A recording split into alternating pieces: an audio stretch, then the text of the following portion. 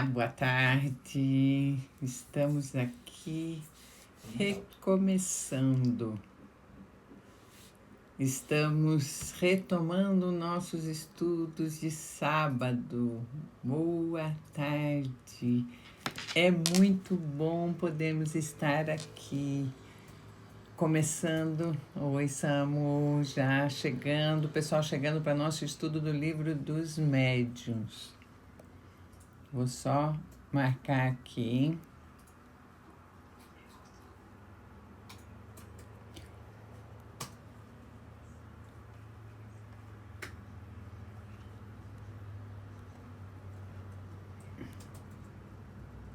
Opa, deu errado aqui.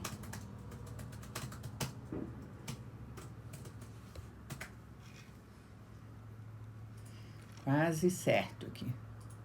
Você consegue.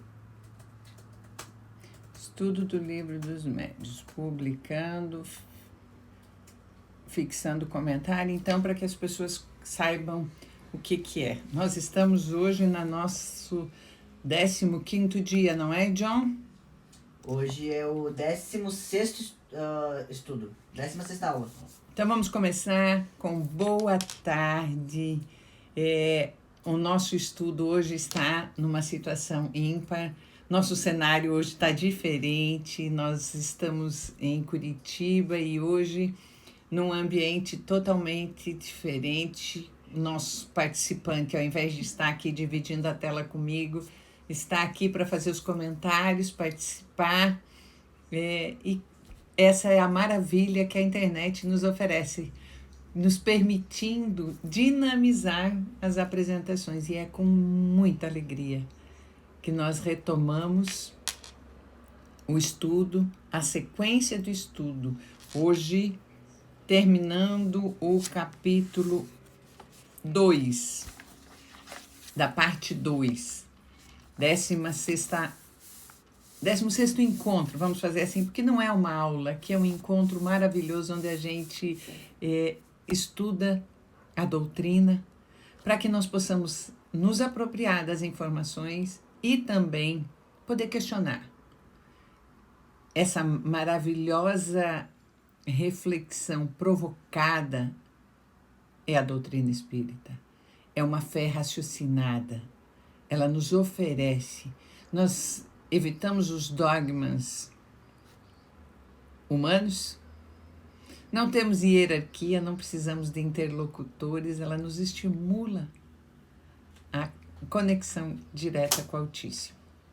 Então, para começar, a gente não pode começar sem agradecer e boa tarde a todos que vieram, até o bom Chiquinho entrando com a gente aqui, nosso grande amigo Luiz Fernando, e a gente começa lendo um pouquinho do Evangelho para fazer com que as nossas conexões, as nossas energias se acomodem e nós possamos, silenciando o nosso coração, poder compreender um pouquinho, nos apropriar das informações. E o que nos diz o Evangelho de hoje? Abri aleatoriamente um pouquinho antes e caiu exatamente na instrução dos Espíritos: deixai vir a minhas criancinhas. Nos conta que Cristo disse: deixai vir a minhas criancinhas. Essas palavras profundas em sua simplicidade não traziam consigo um simples apelo às crianças, mas às almas que gravitam nos círculos inferiores, nos quais a felicidade ignora a esperança. Jesus chamava para si a infância intelectual da criatura em processo de educação, os fracos, os escravos, os viciosos. Ele não podia ensinar nada à infância física, comprometida com a matéria, submetida ao jugo do instinto, e ainda não pertencendo à ordem superior da razão e da vontade que exercem ao seu redor em seu favor. Então, o que quer dizer essa reflexão, essa reanálise daquele chamado deixai vir a minhas criancinhas? Conta a história, os relatos, que Jesus estava reunido com os seus seguidores, com seus discípulos, e naquele momento crianças procuraram chegar próximo e aqueles que afastaram, não, o mestre está falando. E aí ele diz para os discípulos, principalmente para Pedro. Pedro é o mais dinâmico, né, nessas ações. Tentou afastar e Jesus disse, não, deixai vir a minhas criancinhas. E aproveitando esse momento, ele nos ensinou que nós devemos nos permitir chegar perto de Jesus, porque as criancinhas somos nós.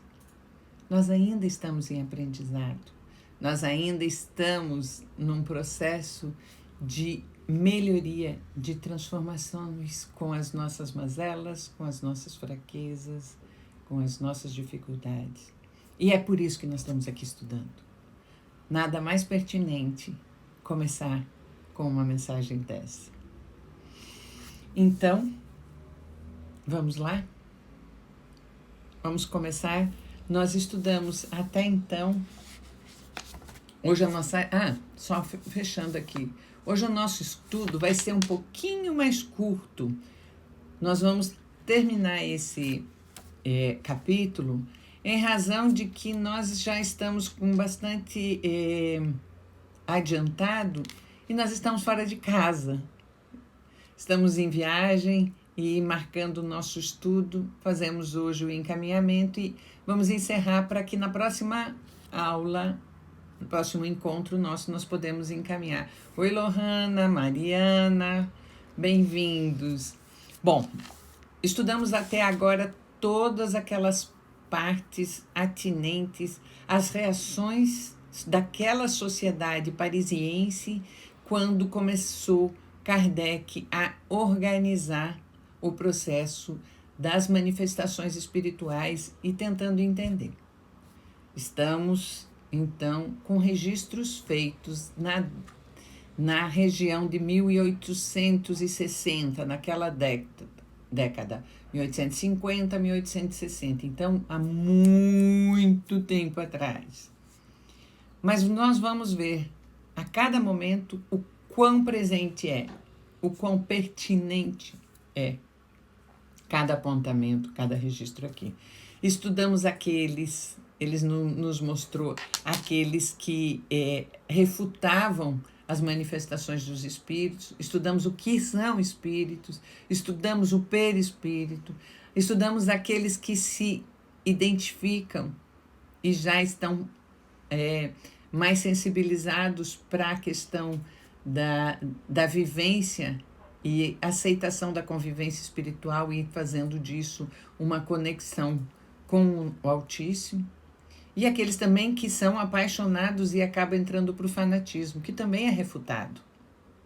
Depois estudamos sobre essa estrutura que é o perispírito, que é essa energia que nos veste a embalagem carnal, essa embalagenzinha aqui, fraquinha,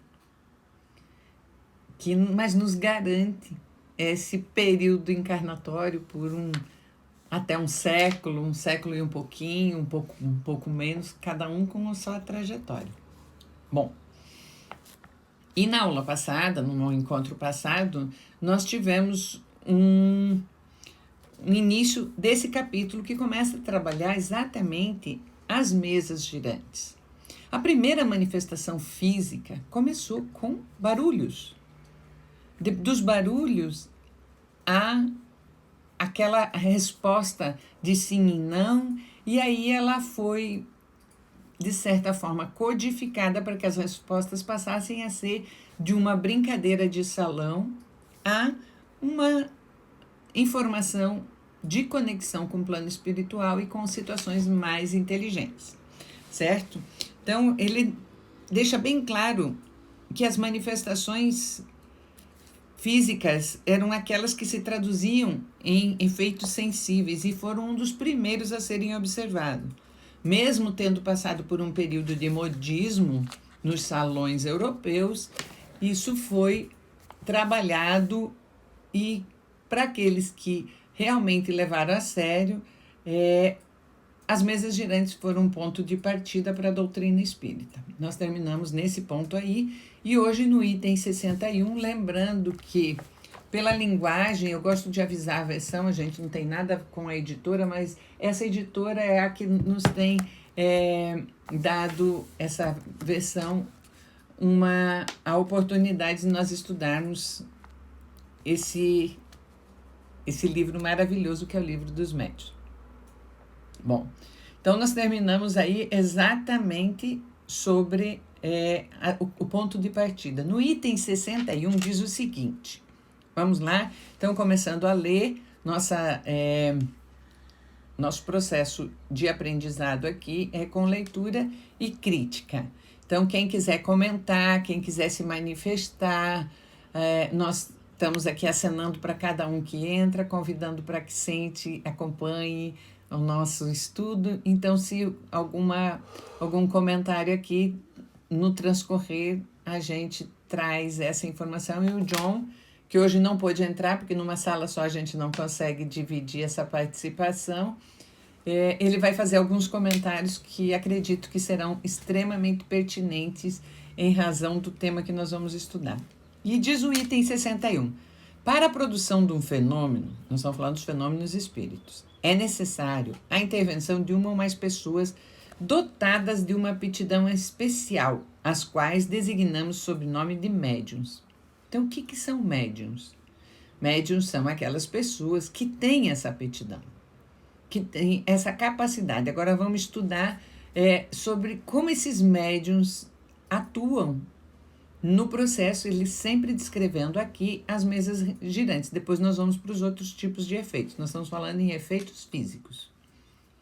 Então, essas pessoas, que são os médiuns, se reúnem. Diz aqui, o número de participantes é indiferente, a não ser que entre eles encontre-se alguns médiuns não conhecidos. Certo? Então, para fazer essa reunião das mesas, eles não tinham um número certo de pessoas que iam ali participar, iam trabalhar naquele momento. Só que poderia acontecer alguns que eles não conheciam a mediunidade, não saberiam se contribuiriam ou não para as manifestações. E segue, quanto àqueles cuja mediunidade é nula, sua presença não traz consequências e até é mais prejudicial do que útil, devido à disposição do espírito que frequentemente apresentam. Então, se tivessem pessoas que não tinham qualquer mediunidade, elas não contribuiriam para que os efeitos fossem mais evidentes. Do contrário, poderiam, inclusive, pelo posicionamento do espírito, ou seja, a disposição do espírito que frequentemente apresenta, quando ele diz do contrário, quer dizer que não contribui, o contrário de contribui é atrapalha. Então, ele lembra que determinadas pessoas que não têm mediunidade, muitas vezes têm um posicionamento até de dúvida. E aí, claro, quando eu mexo na energia, desestabilizo, eu posso atrapalhar.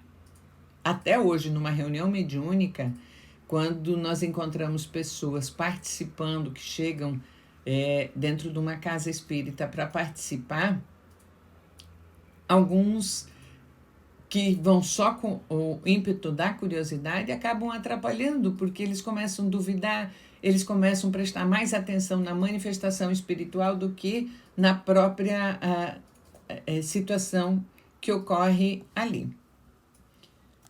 Seguindo, ele diz que os médiuns possuem, aí ele começa já a esclarecer sobre os médiuns, possuem maior ou menor poder e produzem, por consequência, efeitos mais ou menos acentuados. Muitas vezes, determinada pessoa, um médium potente, produzirá sozinha muito mais do que 20 outras reunidas. Bastar-lhe-á a colocar as mãos sobre a mesa para que no mesmo instante ela se mova, se eleve, caia, dê saltos ou gire com violência. Isso é uma coisa muito comum. Quando nós temos um médium ostensivo, a participação dele no momento hoje, saindo das mesas girantes, que é o exemplo aqui, e vindo para uma sessão doutrinária, nós temos oportunidades de comunicações e de manifestações de um uma envergadura muito potente. E aí, certamente, poderemos nos surpreender. Veja o que ele diz: se uma pessoa só, se tiver uma mediunidade bem ostensiva, ela pode sozinha fazer com que a comunicação através daquele processo que era a época ocorra, certo? Inclusive com violência, porque se a pessoa tem uma mediunidade bem acentuada e não estuda, não tem controle desse processo, ela pode produzir situações que fogem do controle. Nós costumamos enxergar isso, para quem costuma ir para casas espíritas, é uma coisa que acontece sim, às vezes nas sessões públicas, durante o momento, acontecem incorporações, pessoas médiuns que não têm controle e permitem as manifestações espirituais. Isso é comum, é muito comum. Então, o grupo da casa acaba tendo que atuar, fazer a doutrinação, convencer o espírito que está se comunicando para que dê oportunidade para aquele médium, para aquele ser, aquele espírito encarnado ali, trabalhar a mediunidade para poder depois ajudar. E ao convite para que o espírito que precisa da comunicação, que está clamando a sua manifestação, possa falar e se manifestar e dizer o seu recado ou receber o auxílio que ele está buscando através de médiuns já desenvolvidos dentro da estrutura energética da egrégora da casa espírita. Certo? Teria algum comentário, John? Acho que eu vou esperar os próximos ali que dá para complementar bem. Tá certo, então vamos seguindo. Na sequência, no item 62, temos que não existe nenhum sinal da faculdade mediúnica, isso não aparece. Só a experiência permite que seja reconhecida. Quando uma criança nasce, não vem carimbado assim, uma testa, pá, M, médium, ou aquele carimbo da mão aqui, ó, médium. Não. As coisas acontecem no desenrolar da vida.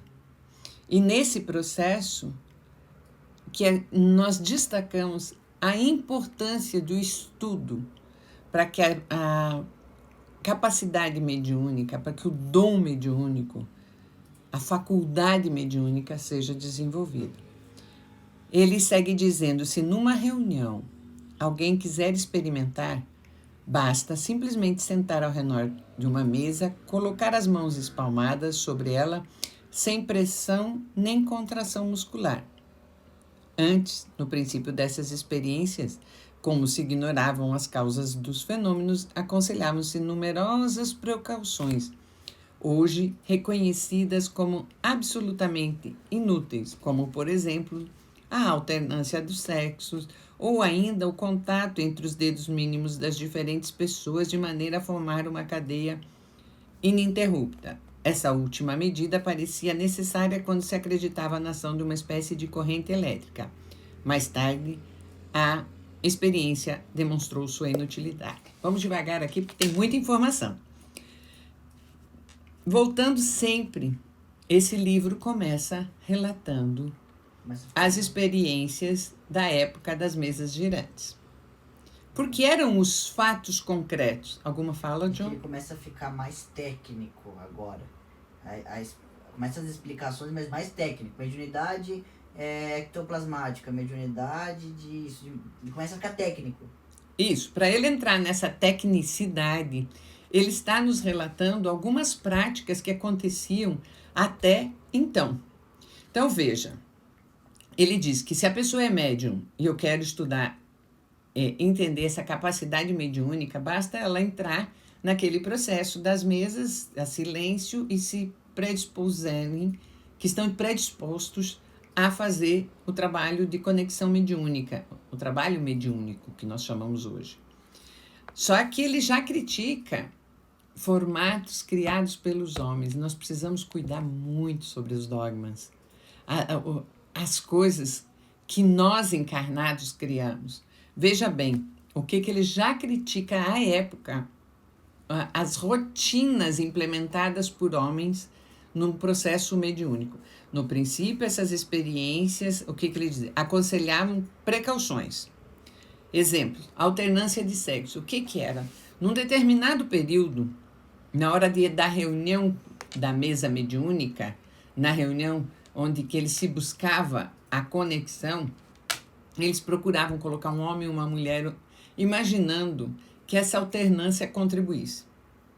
Depois, na sequência, eles faziam com que as pessoas sentassem à mesa, colocando sua mão, de modo que os minguinhos se encostassem, como se fosse fechar ali um circuito elétrico.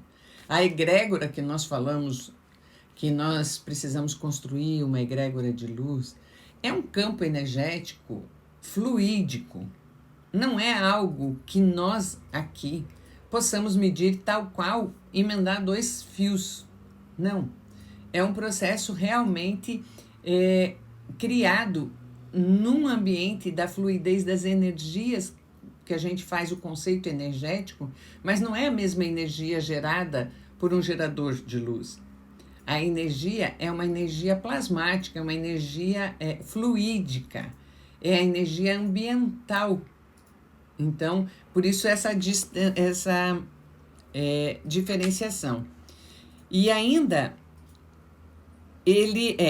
a única preocupação que eles destacavam rigorosamente é o recolhimento, o silêncio absoluto e, sobretudo, a paciência se o efeito se fizer esperar. E é a mesma coisa que acontece até hoje. Para quem ainda não participou de uma sessão mediúnica, o que a gente faz? É uma rotina independente da casa espírita. Entra em oração. Seja como for definido, lembrando que sempre os dogmas, os procedimentos, os processos são dados por cada casa e são criados pelos homens. Mas a nossa contribuição em cada um desses processos sempre é a introspecção, a conexão espiritual, a nossa energia disposta a essa conexão, a colaborar, e não uma energia tensa, vibrante, buscando querer saber, curiosidade. Essa atrapalha. E agora ele segue dizendo que é possível que se produza em poucos minutos, como pode demorar meia hora, 1 hora, depende do poder mediúnico dos participantes. É outro detalhe. Se nós temos médiuns que se reúnem para um momento de uma sessão doutrinária, à época era a sessão das mesas girantes, e que não aparece, não tem uma comunicação aberta, não quer dizer que não houve a conexão. Mas para aquele momento era necessário uma materialização. Então, se fazia imperioso que nós tivéssemos ali a participação de médiuns com poder de doar ectoplasma para que os espíritos pudessem fazer materializações. E as comunicações, tem médiuns que dão condições de que o espírito se comunique. É uma mediunidade própria. Outros são capazes de ouvir e psicografam. Outros são capazes de pintar. Então, nós encontramos ao longo do tempo vários posicionamentos e vários processos mediúnicos diferenciados. E é isso que o Kardec nos mostra aqui. A preocupação de que nós precisamos, num momento desse, nos recolher à nossa energia e deixar. Por quê? O telefone toca de lá para cá. Não é daqui para lá. Quer falar, né? Quero. Quer falar? Isso tem tudo a ver com você. Quero falar. Primeiro assim, lembrando que... deixa eu abaixar aqui que é melhor. Isso. Quando a gente fala assim, a mediunidade, o médium que tem mais ectoplasma, menos ectoplasma, na realidade, acho que faltou um pouquinho esclarecer essa parte, porque quando você fala assim que alguns vão psicografar, outros vão ter uma comunicação espiritual, de psicografia, de psicofonia, uma passagem, né, uma incorporação. Alguns médiuns têm pontuais mediunidades, outros têm todas essas junto. Não existe assim, fulaninho de tal vai encarnar lá no Brasil, pobre coitado, vai nascer com mediunidade de psicografar. Aí outro não, vai nascer lá com mediunidade. Não, muitos têm várias mediunidades junto. Temos um grande exemplo de Divaldo Franco, por exemplo. Divaldo Franco é clarividente, né? Clareaudiente, a mesma mediunidade que eu tenho, a clarividência e a clareaudiência. Ele psicografa, ele psicofona, né?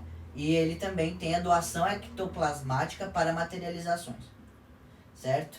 Quando se fala agora, na realidade, o que eu quero trazer aqui, que eu acho que já dá para fazer um bom compilado, na época das mesas girantes, não sei como é que são as próximas questões ali, mãe, dá para falar das mesas girantes agora? Dá para falar. Tá. Na época das mesas girantes... Ele tá falando o tipo das mesas na sequência. Eram, assim, 10 médiums na mesa. 10 faziam doações de ectoplasma. Ectoplasma ele sai pelas mãos, sai pelas narinas, né? Por orifícios como o ouvido também. Alguns pelos olhos. É como se fosse uma fumaça, gente. É como se fosse... Eu não vou fazer doação de ectoplasma aqui, porque não é o momento. Mas é como se fosse uma fumacinha que você faz a doação. E aí, como os espíritos explicam, por que que tinham 10 médiuns com aquela mediunidade, doação de ectoplasma para ter todo aquele trabalho espiritual?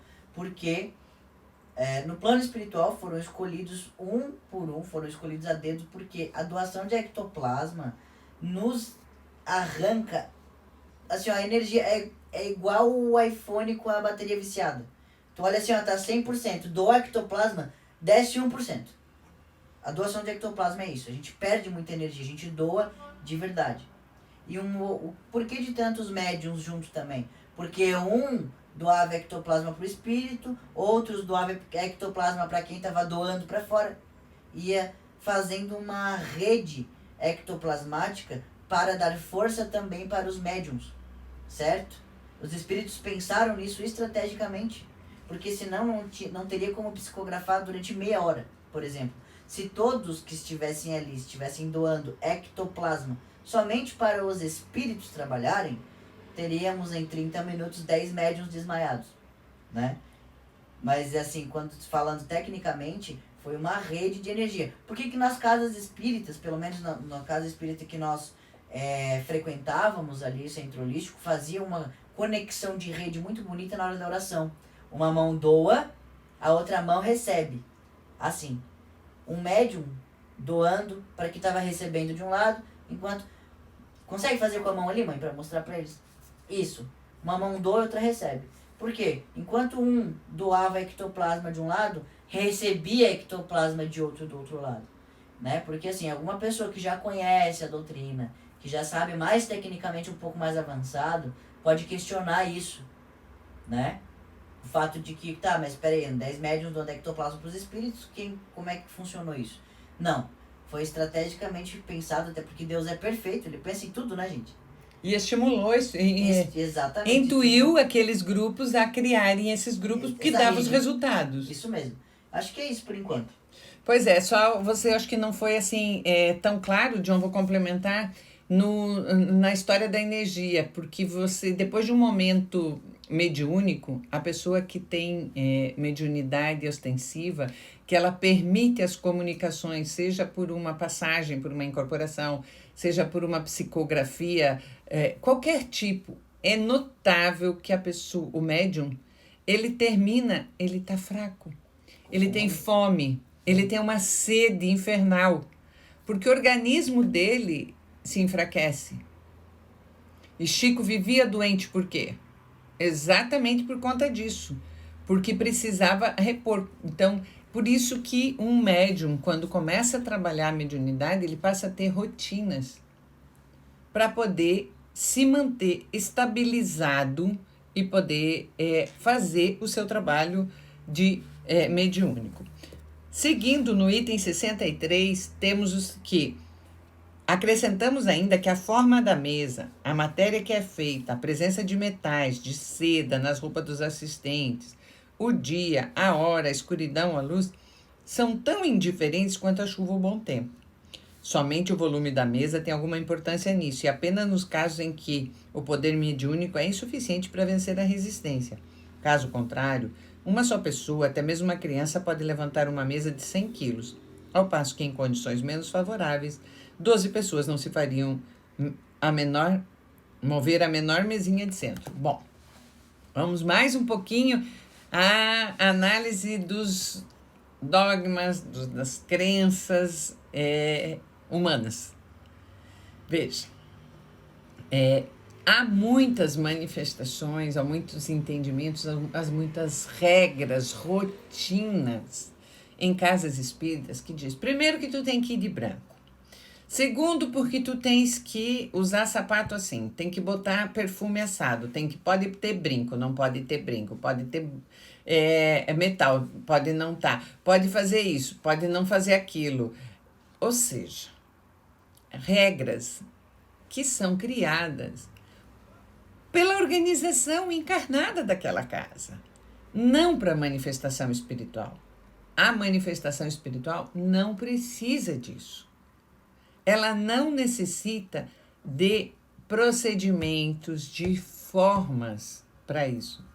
Vai facilitar a vida dos encarnados que estão trabalhando ali, certo? E é o que ele diz sobre a matéria da mesa. Eu não posso fazer uma mesa de chumbo, porque uma mesa de chumbo iria desgastar a energia do médium para fazer aquele movimento e teria que ter mais pessoas, porque a gravidade daquela interfere naquele material. Mas como ele faz a ressalva, ao final, se eu tivesse 10 pessoas reunidas sem mediunidade nenhuma, e nem em concentração, e nem num processo de preparação para aquilo, não levantam um lápis, quanto mais uma mesinha. Então, essa é a lembrança. Então, voltando, estabelecidas essas condições, quando o efeito começa a se manifestar, vê-se muito frequente um pequeno estalo na mesa. Sente-se como se um estremecimento, que é o prelúdio do movimento. A mesa parece fazer esforços para se desprender, e logo o movimento de rotação se acentua. Ele acelera até adquirir uma rapidez tal que os assistentes têm grande dificuldade para acompanhá-lo. Uma vez desencadeado o movimento, é possível até afastar-se da mesa, que ela continuará a se mover em diversos sentidos, sem contatos algum. Então, a concentração dos médiuns ao redor dessa mesa, ele está descrevendo para nós o processo para que nós compreendamos de como havia essa manifestação. Dava um estalo na mesa. Não é que a madeira estivesse sendo estralando, mas a gente percebe até quando há uma incorporação. O médium, ele dá aquela parada, assim, é tradicional, não é bem assim como eu falei, mas é uma forma de representar. Mas a gente que convive com os médiuns, você percebe quando ele vai fazer a passagem, quando ele vai permitir uma incorporação, quando vai começar um processo de psicografia. Quando vai mediunizar, né? Exato, quando vai boa. Mediunizar. Quando vai começar, ele vai mediunizar, que é a linguagem que nós acabamos conceituando, certo? Em outras circunstâncias, continua o livro aqui, a mesa se ergue e firma a ora sobre um pé, ora sobre outro, depois retoma lentamente em posição natural. Outras vezes ela balança, imitando um movimento de arfagem ou de ondulação. Outras vezes, por fim, mas para isso é necessário um poder mediúnico considerável, ela se desprende inteiramente do solo e se mantém em equilíbrio no espaço sem ponto de apoio, levantando-se às vezes até o teto, de maneira que se possa passar por baixo dela. Depois desce lentamente, balançando como uma folha de papel, ou então cai violentamente e se quebra, o que prova de maneira patente que as pessoas não estavam sendo vítimas de uma ilusão de óptica. Essa fala aqui é bem interessante porque ele descreve o processo de controle feito pelos espíritos na materialização da comunicação. Lembrando que a comunicação mediúnica, ela se deu através de materializações porque era o momento que a forma que foi encontrada para chamar a atenção dos encarnados e perceber que além da carne existia algo mais. Mas isso não quer dizer que tudo começou ali. Desde a época de Jesus, desde a época de Moisés, gente. O que nós temos dos 10 mandamentos é a nossa primeira psicografia. É o nosso primeiro contato com a espiritualidade superior registrado com os 10 mandamentos. Depois nós temos os profetas, nós temos N situações que vinham, os pajés, mostrando essas comunicações. E aqui, esse desprendimento de como a mesa se manifestava é uma forma de descrever o fato ocorrido. E ele chega a mostrar que, dependendo dos médios, ele diz exatamente um poder mediúnico considerável, era possível acontecer uma levitação, que é o desprendimento total das 4 pernas da mesa, que antes ela ficava assim, pocket, falando, né? Oh, meu Deus, a explicação. Mas ela ia para uma perna, para outra, e ela consegue fazer uma levitação e mostrar que aqueles médiuns não tem nada e sem fio nenhum para puxar, que também foi consultado. Os São Tomé, né, que tinham que ver para querer, fizeram testes de toda forma. Foi né? No próprio filme mostra ele indo lá procurando se tinha algum magnetismo embaixo das mesas. Ele mesmo foi um que duvidou e falou, não, peraí, aí tem um princípio inteligente. Então não é uma ilusão de ótica. E quando Kardec começou, aproveitando deste movimento, essa materialização de comunicação, e deixou de fazer perguntas. Como é que ele identificou? Ele deixou de fazer pergunta de brincadeira. Eu vou casar, eu vou ganhar adivinhações. E passou a fazer perguntas mais inteligentes. E foi o que ele teve provas da comunicação do plano espiritual com o nosso plano encarnado.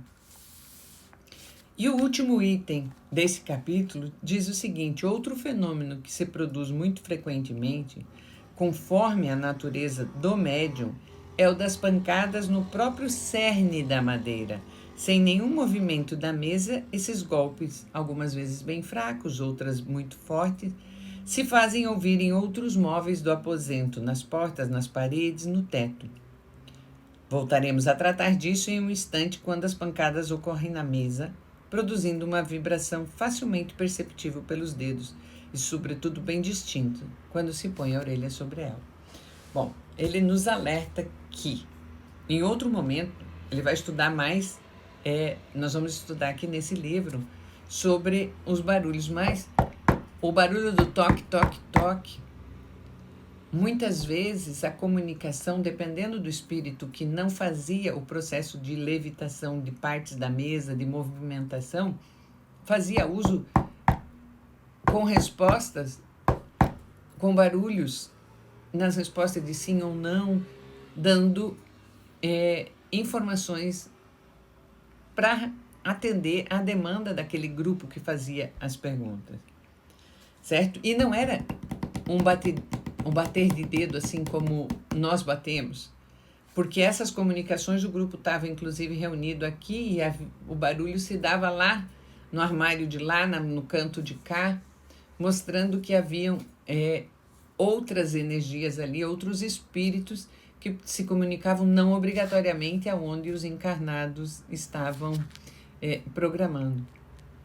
Essa situação é muito interessante. Nós vamos, ao longo desse livro, estudar muito sobre o processo mediúnico, compreender o que ele é e também compreender algumas coisas que acontecem conosco. E é importante, porque às vezes eu mesmo digo, eu não tenho mediunidade nenhuma. Claro, eu não vejo, eu não escuto, eu não tenho o dom de ouvir para uma psicografia. Mas de vez em quando eu me pego falando alguma coisa e me calo. Os palpites. Que eu brinco que é o meu palpite. Eu tô com palpite de tal coisa. É tipo uma intuição. E no Livro dos Espíritos nos explica Kardec que quando a gente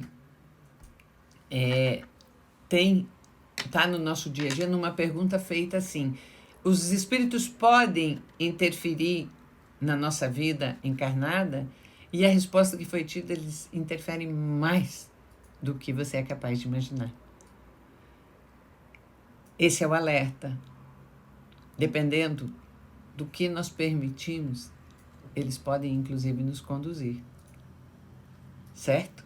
Isso é importante, a conduta, né? Por isso a nossa conduta, a nossa postura ética, as nossas orações, vigiai e orai, como Jesus já nos alertou. Porque quando nós nos mantemos numa direção, com uma diretriz do bem, mantendo em oração, nos mantendo na prática de postura ética, uma conduta aprazível, mas não uma conduta do deleite, uma conduta de umas escolhas de retidão, os espíritos que vão nos cercar são espíritos afinados a essa conduta. Se nós materializamos a história de levar vantagem em tudo, de querer o melhor para mim, se a farinha é pouca, meu pirão primeiro, egoísmo,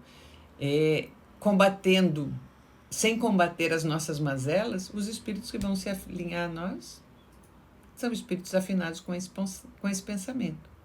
E aí nos intuir dessa forma. Tem muita informação aqui que faz com que a gente repense. Essa é a provocação que a doutrina espírita vem, e por isso que nós estamos nos dispondo a estudar esse livro. Porque não adianta nós trocarmos uma coisa que eu ouvi hoje, a missa pela palestra, o sermão pela palestra, o passe pela hóstia, pela comunhão, a água benta pela fluidificada. A água benta pela água fluidificada, né, John? Sim. Ou simplesmente água benta pela fluidificada, o passe e a nossa conversa fraterna pela nossa confissão. Não adianta a gente trocar a postura. Em que credo nós nos mantemos? Nós precisamos nos manter em conexão com o Altíssimo e mudar a nossa conduta, fazer as nossas escolhas e nos tornarmos melhor. Não é que a doutrina espírita é melhor que qualquer outra, ela nos esclarece e nos provoca exatamente a pensar sobre isso. Ela traz isso para nós. O que tem, John? Horário. E John está dizendo que nós estamos chegando no nosso horário. Então, deixando essa provocação de que com a nossa conduta é ela que nos rege, vamos nos melhorar para que nós sejamos assenhorados de espíritos de luz numa egrégora produtiva. Eu convido a todos para nós encerrarmos o dia de hoje com gratidão, com o coração cheio de alegria por mais uma oportunidade. É bem verdade, né, Bosquinho, Luiz Fernando? A gente precisa mudar nossa conduta e não adianta fazer apenas trocas, trocando de igreja por igreja. O que a gente tem que mudar é somos nós. Eu convido para oração do nosso Mestre Jesus nos ensinou, o Pai Nosso, para encerrarmos o dia de hoje agradecendo a todos que aqui estiveram participando conosco e buscando a transformar nós e fazer como uma pedra no lago, fazer a onda da melhoria, como todas vocês que aqui chegaram e que têm esse propósito de divulgar a palavra do Cristo e de transformar os espíritos que estão nessa oportunidade encarnatória. Pai nosso que estais nos céus, santificado seja o vosso nome. Venha a nós o vosso reino. Seja feita a vossa vontade, aqui na crosta como no plano. O pão nosso de cada dia nos dai hoje. Perdoai-nos, Senhor, as nossas dívidas, assim como nós perdoamos e devemos perdoar nossos devedores. Não nos deixeis cair em tentação, mas livrai-nos do mal. Que assim seja.